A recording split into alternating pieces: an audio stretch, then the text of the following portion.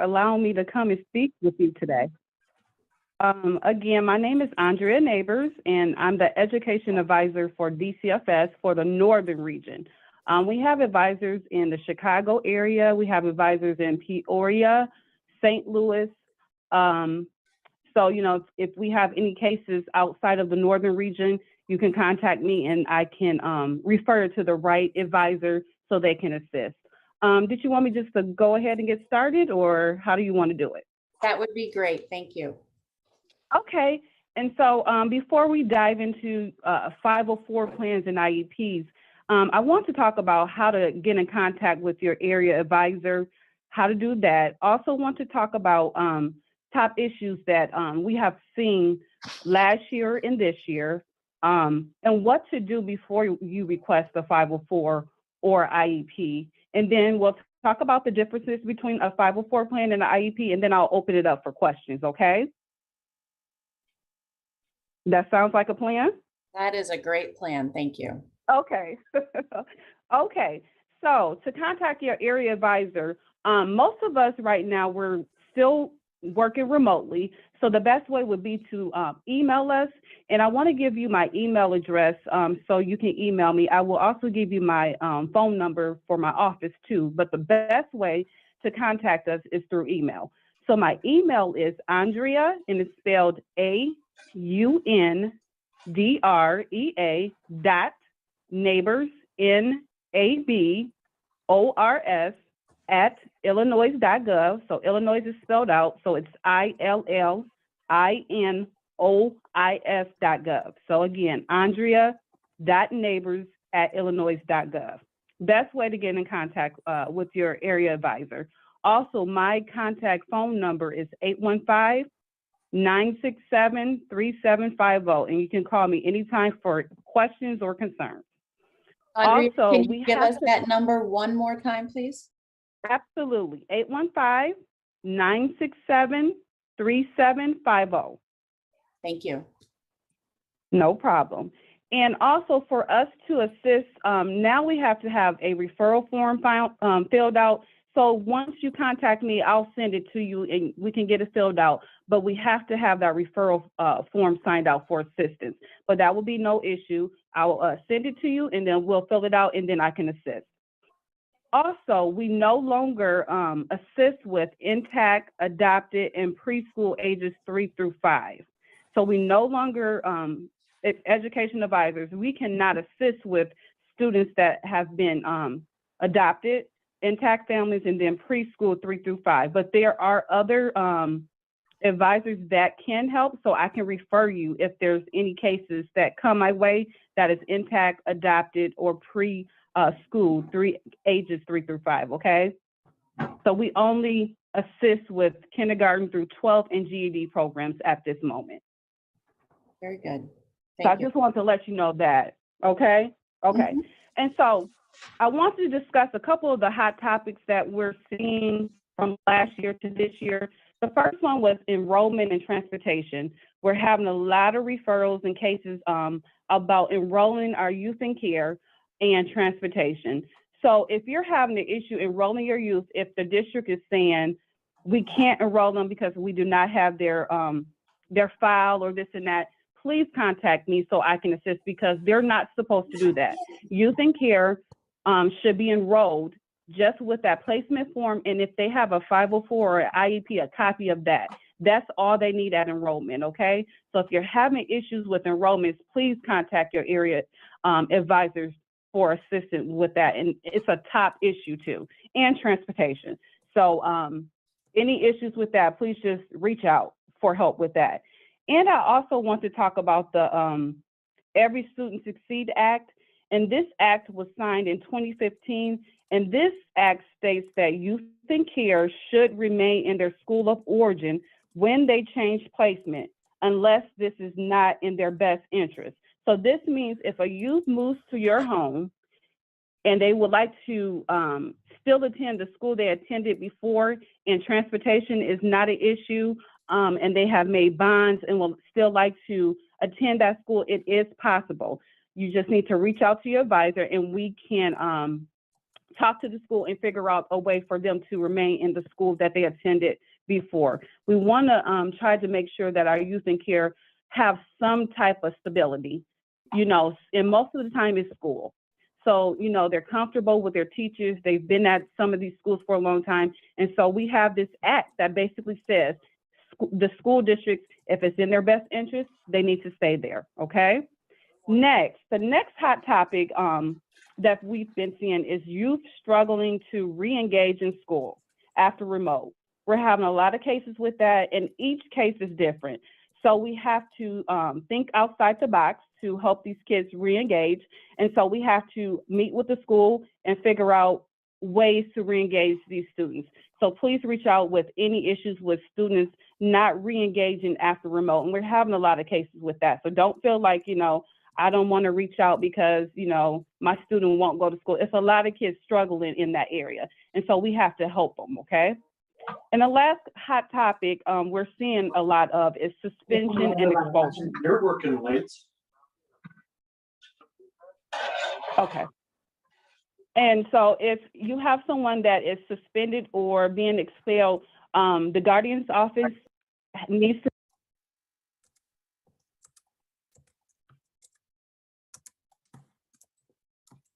Oh,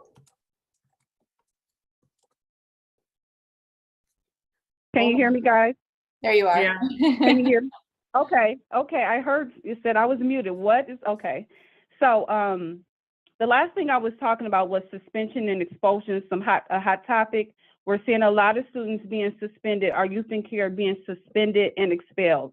So if you have a youth in care that's at your home or you're working a case, the first thing you need to do is make sure the guardian's office knows that the youth is suspended or up for expulsion, and please contact me or your area advisor for legal counsel. We refer to Perry State Legal for legal counsel so we can have a lawyer with you at the hearing.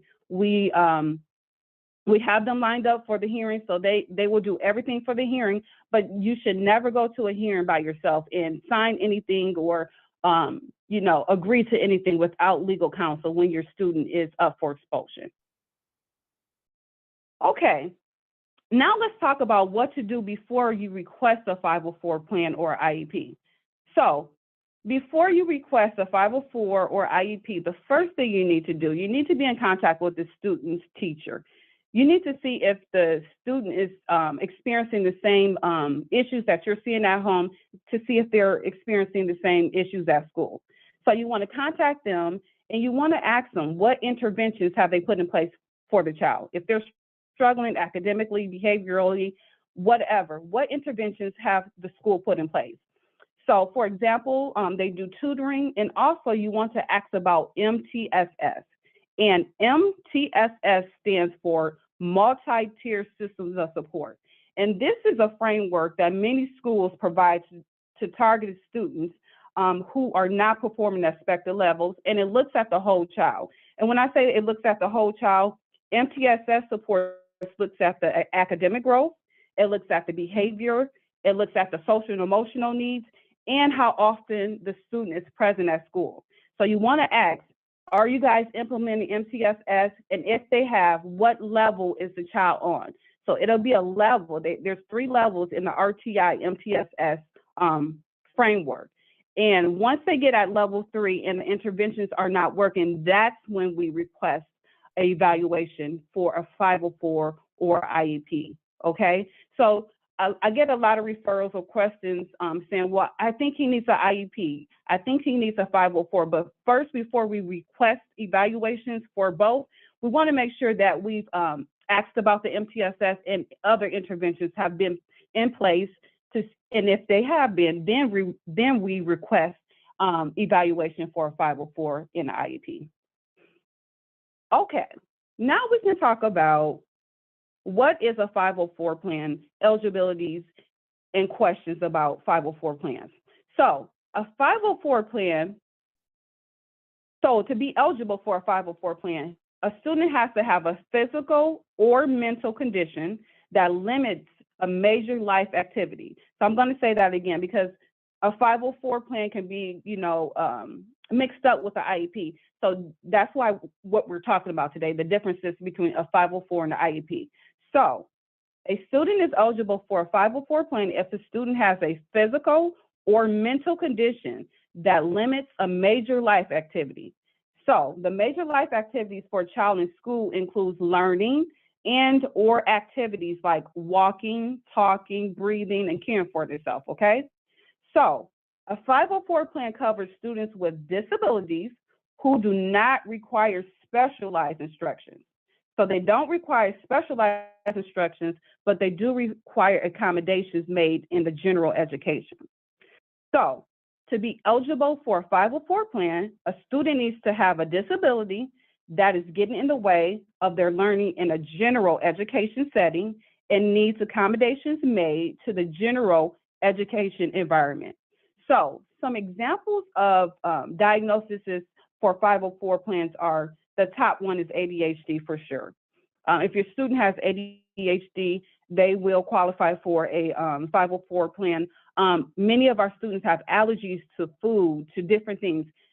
They will qualify for a 504 plan for that. So they make accommodations for the ADHD, the allergies, a broken leg, a broken arm, things like that. These are some top diagnoses that will qualify for a 504. Next, let's talk a little bit about a 504 requirements and rights. So a 504 plan requires that a student be evaluated, so they have to be evaluated, but a 504 plan is not detailed and it does not require evaluations at a specific time. So like I'm gonna talk about the IEP later, they have to, for IEP, they have to evaluate yearly and every 3 years. But for a 504 plan, there's not a specific time to reevaluate. But you can request at any time to reevaluate the 504 plan. So any teacher, any foster parent, you can request to have the 504 reevaluated at any time. Next, students with disabilities have the right to be educated without being discriminated against. And that's why we put in the 504 plans in the IEPs. And I get a lot of questions about, can a student qualify for a 504 plan and an IEP? So the answer is, not every student who is eligible for a 504 will qualify for an IEP. And I get a lot of angry foster parents saying, hey, well, they qualify for a 504 plan, they should qualify for an IEP, and not necessarily, because each for a 504 plan, like I said, you have to be evaluated, and for a IEP, you have to be evaluated. So not every student who has that 504 will be eligible for IEP. So now let's talk a little bit about IEP eligibilities and requirements. So to be eligible for special education under IDEA, and IDEA is the Individuals with Disability Education Act, and this is a law that basically makes sure that our students with disabilities receive a free and appropriate education. So to be eligible for special education under IDEA, a student must have one of the 13 specified disabilities, and there's 13 of them. I'm not going to talk about each one, but it's 13 in your time after. When we're done with this, you can look up the 13 different specified disabilities, but they can have one or more of these specified disabilities to be eligible for a IEP. So they have to have one of three, one or more of the 13 specified disabilities, and need specialized instruction in order to access the general education. So we talked about 504. You have to have a disability that's getting in the way of your learning in the general education, and accommodations are put in place. That's for 504. Now for IEP, you have to have one or more of the 13 disabilities, and you need specialized instruction in order to access the general education, okay?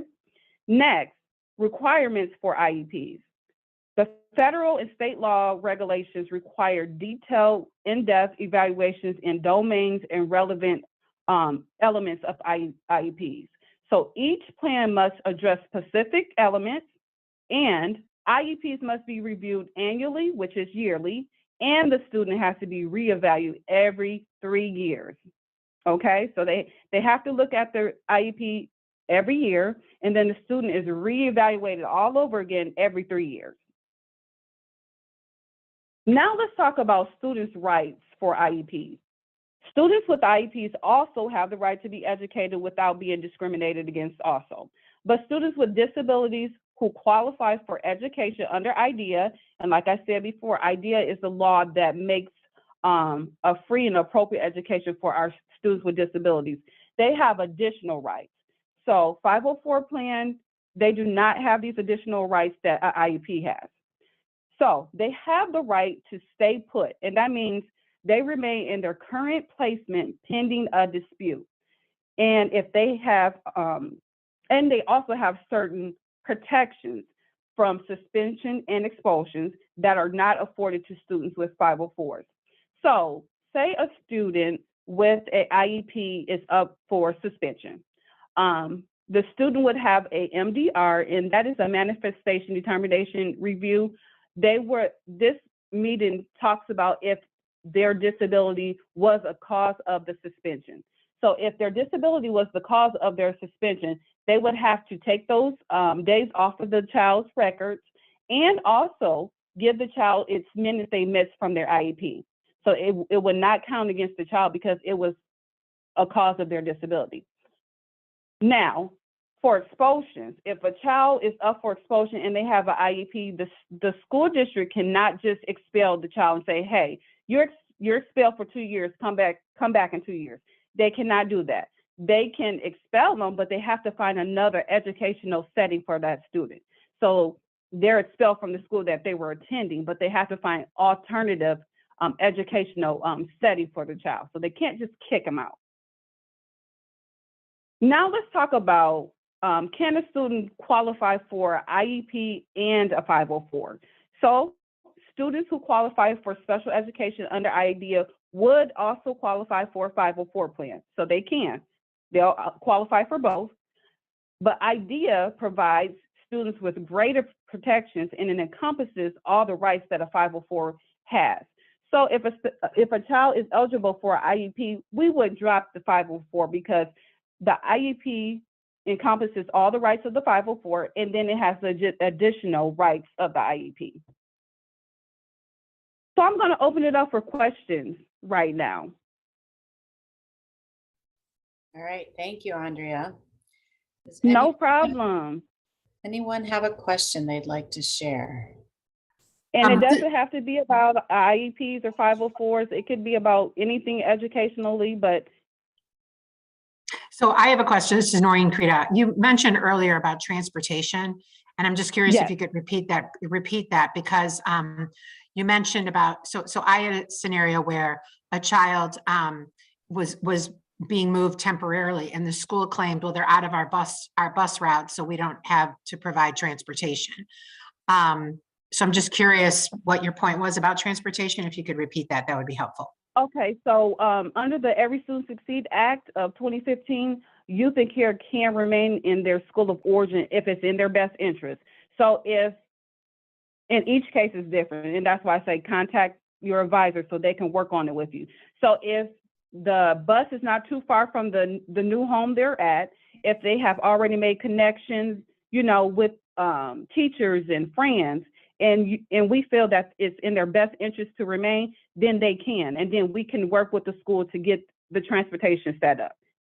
And of course, they'll tell you, well, no, we don't have transportation for them. But when I contact them and say, hey, this is law, and we feel like this child needs to stay in the school, please get them a transportation. And they usually do. And then sometimes I have to fight with legal, but that's okay. That's why I'm here. Thank you very much. That helps. No problem. Next question.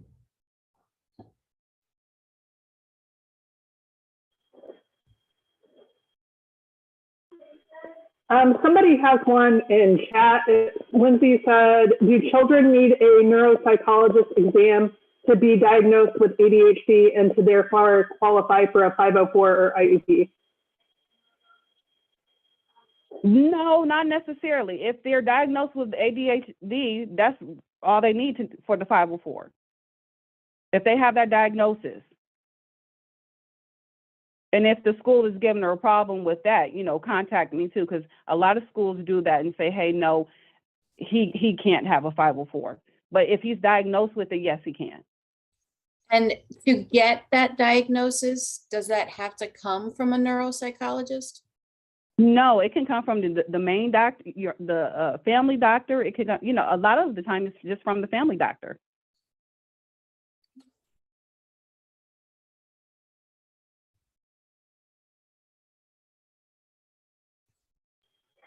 I have a question.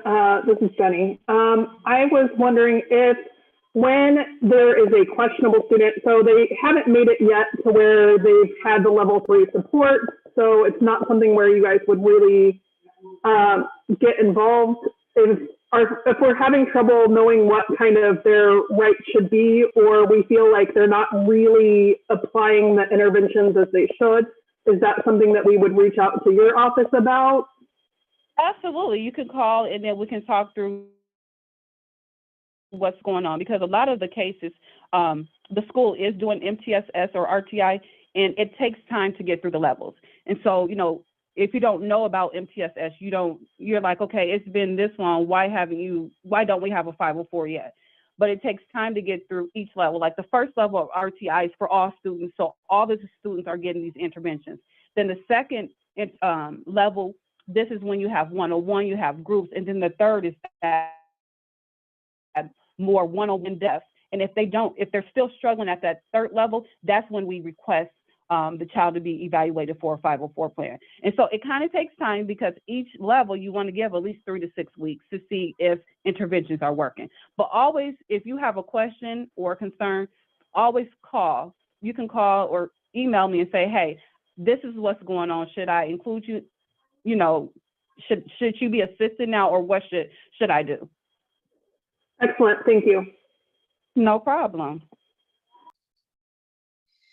I have a question, Aundrea, about trauma. All of our kids, through being in DCFS, have experienced some kind of trauma. And yeah, I have been told that you know, that brings out different kinds of behavior. Are kids in foster care considered for a 504 because of their trauma level? No, and we fight all the time with this, because all of our kids are in DCFS because they have trauma, but it's not a diagnosis. So we have to fight with the school, you know, go through the MTSS process, go through the different interventions, and then when they don't work, then that's when we have to request that 504 in IEP. Yeah, they will not give you a 504 plan because the child has trauma, and it's sad. I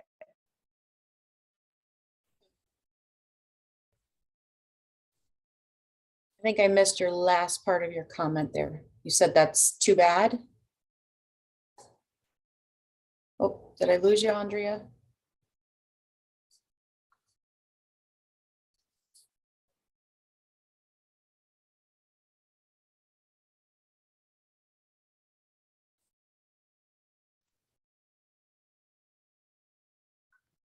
Can you hear me, guys?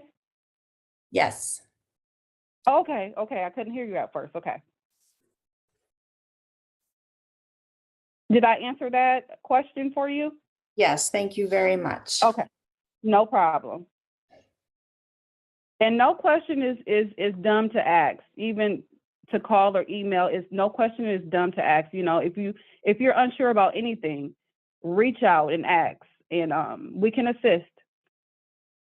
It's during this COVID time, it's really hard. It's hard on foster parents, it's hard on the caseworkers, it's hard on everyone. So we have to work together as a team to get our kids re-engaged and get them 504 plans, get them IEPs, or get them some type of intervention. And every student doesn't need a 504 or IEP. Some students will be okay with different interventions. Maybe time with the social worker, maybe extended time to do homework or testing. So not every student needs a 504 or IEP either. Okay.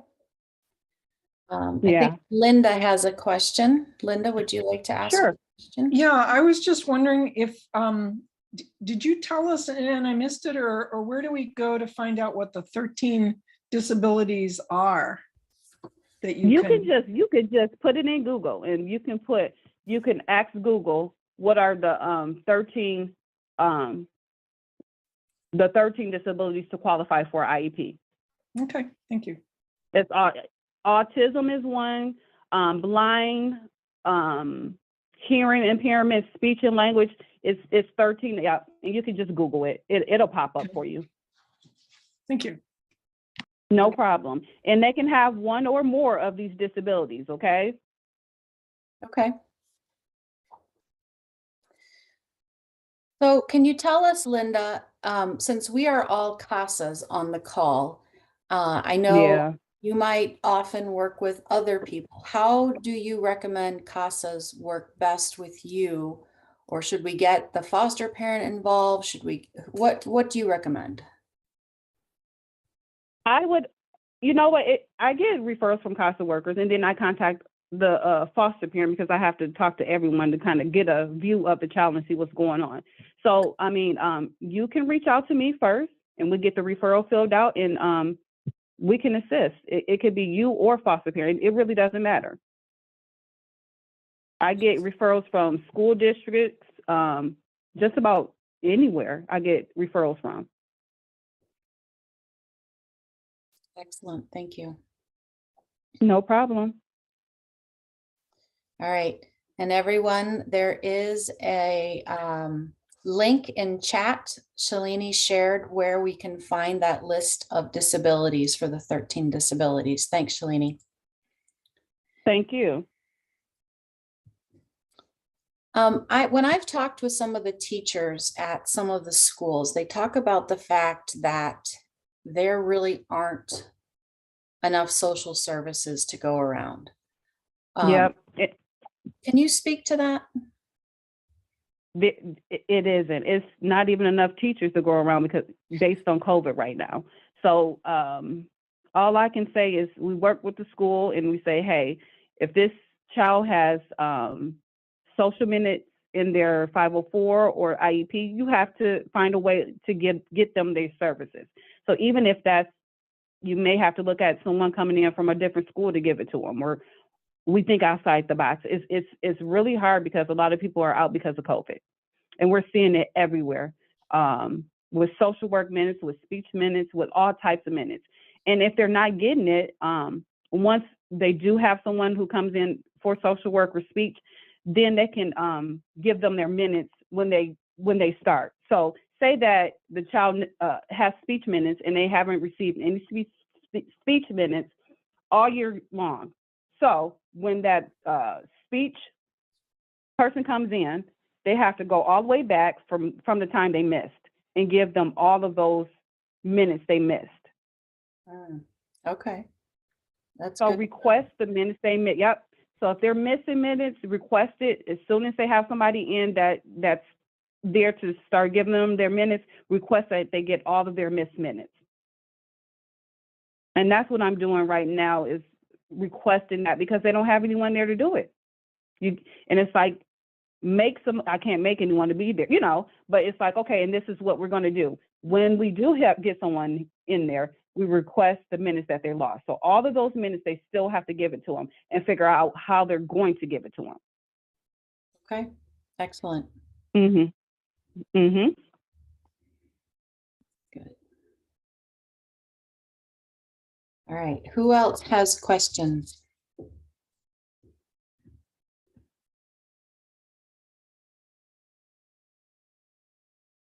And a lot of the time, the teachers, they know if this child needs to be evaluated for a 504 or IEP.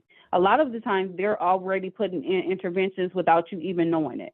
So that's why I say, please talk to the teachers before you request, a 504 or IEP, because you kind of want to know what they're doing before you do that, because they'll deny it. Because if you haven't been in contact with the teachers and whomever the child is working with, they're going to deny it because they haven't seen anything to say that they need it.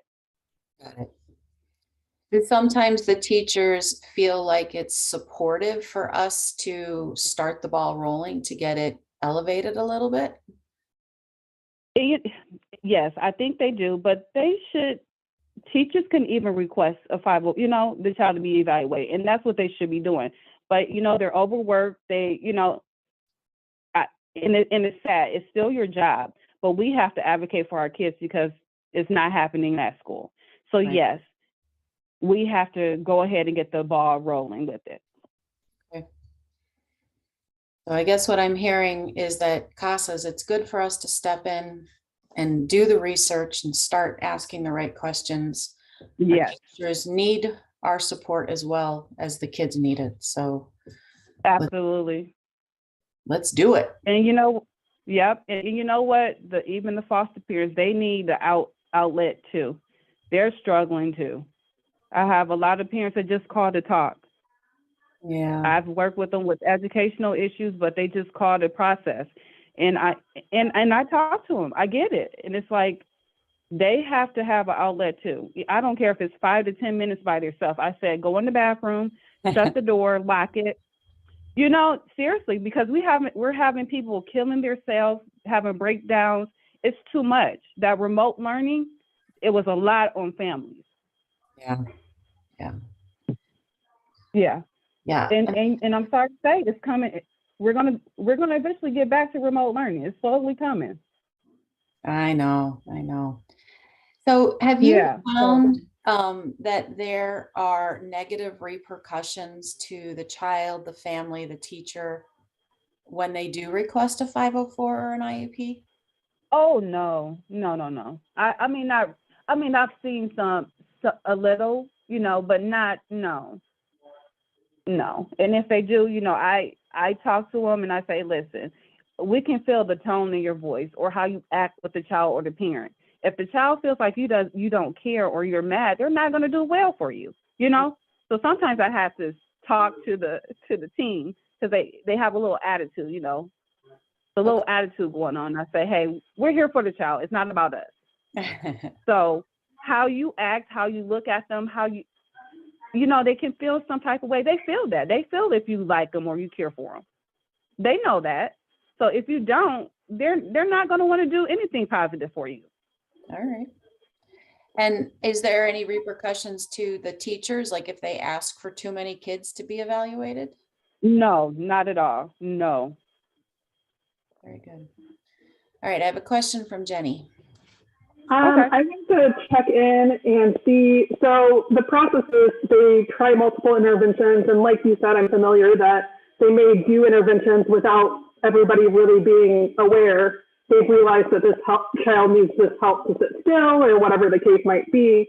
Is there any route or value in making sure if it would be eligible that those interventions are made into like a 504, for example, so that if the next teacher isn't as good at providing accommodations, that it's already there as a requirement?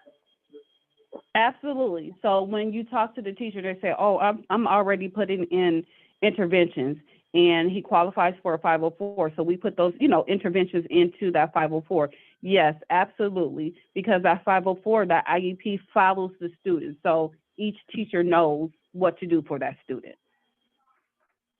Okay, great. So documenting things is helpful year over year, especially with our kids. I know that they are eligible to stay in the school they're in, but let's say they do move, maybe they need that documented material to go to the next school if they are moving, since our kids are very transient in a lot of ways. Right. And then that document tells them how to deal with them, Why reinvent the wheel if we know what works? Exactly. And then, sometimes you have to, even when a child has a 504 or IEP, you have to say, hey, you have to remind the school they have one. I'm sorry to say. That's why I say when you enroll the child, make sure if they have a 504 or IEP, you make a copy of that. Because some schools, they'll enroll the child and have no idea the child had an IEP. Okay. Yep. And legally, that's not legal, but it happens. And that's why I say we don't want any hiccups with our children. They're already going through trauma and this and that. We don't want it with the educational part. Very much, very much. And I would recommend that we all approach it with the somebody forgot, not somebody did it on purpose kind of attitude. Exactly. Absolutely. Absolutely. We're here to facilitate as CASAs rather than poke the bear. Point fingers and absolutely. All right. I'm wondering if the district has asked you to get a neuropsych exam, how that works. You said that if a doctor diagnoses it, a family doctor diagnoses ADHD, they just submit that to the school and the school is then required to initiate a 504. Is that correct? They're not required. What you would do is request. You request that 504 evaluation. So if nobody requests the evaluation, it's not going to happen most of the time. Most of the time, some schools are good with things like that. They'll do the evaluation because, okay, we have paperwork saying that but a lot of our schools, no. You have to initiate the evaluation request. And if they do ask for that and you're willing to do it, go ahead and do it. That's more paperwork to help him receive that 504 and IEP. And the 504, does that, with the IEP, you said that's reevaluated every 3 years, but the 504 stays with a child until someone requests a reevaluation, or is there an evaluation? Yep. Okay. So for a 504, there's not a set date to reeval or to look over it yearly. So anytime you feel like it's time to reeval that 504 or you need changes, you requested a meeting to address changes made to the 504. But it's not a set date for a 504 to be reevaluated. Now for the IEP, they have to look at it yearly and then they have to reeval every 3 years. And that is by law.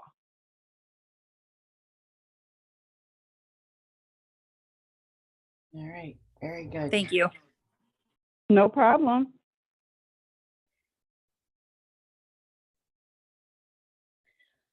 All right, my friends, I am going to just say how thankful we are to get this real information, Aundrea. It has.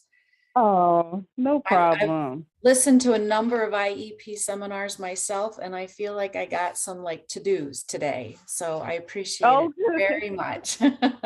Good. I want to make it short, but not, giving you some knowledge, some things that you can say, okay, Yes, and we're very appreciative that you're a resource that we can reach out to. That anytime is valuable, so valuable. So I'm going to let you go. I'm going to let everybody else head back. Thank you, thank you, thank you. And I'm getting thank yous in chat as well, Aundrea. So tell them thank I know you can't see it. Thank you. And reach out to me if they have any concerns or issues, any questions. No question is dumb, okay? No question is just if you have any questions, email me or call me. Will do. Thank you very much. Okay. Everyone take care. Thank you. You too. Bye-bye.